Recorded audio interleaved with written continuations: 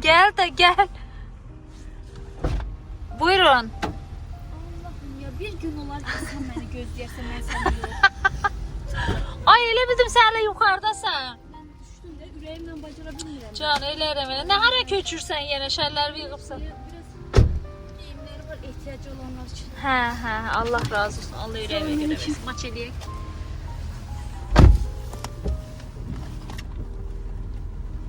Heç nə demirəm. Qoy ürəyim partlasın.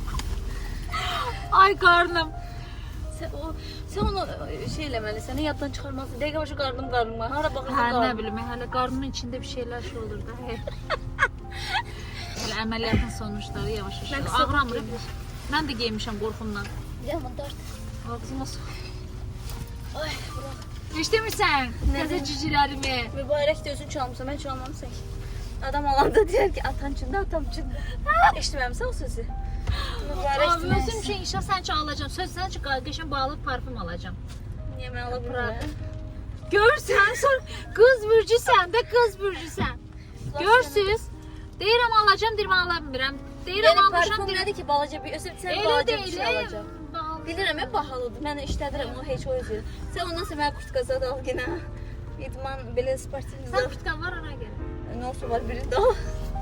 Ay qarnım, ay bu Bir də qarnım səndən sözü var. olsun. Yemək bir şey aşağı. Ben yedim geldim. Elə geçen yemeği yedim. Geçen pişirmiştim. Ellerime sağlık. Bəs Geçen mən- pişirdim. Sen Mən səni gözləmişəm, sərdən dərs vermişəm. Allah'ın dasın. Bu bizi çəkir yoxsa elə belə şey eləmişəm, özüm üçün açmışam. Neyse, ev yox. Gedək biz. Sen dedim ah maşın bloka sırası. İmkan vermə. Gedək, neyse biz gedirik dırnaq uzatmaya. Yeni dırnaqlar.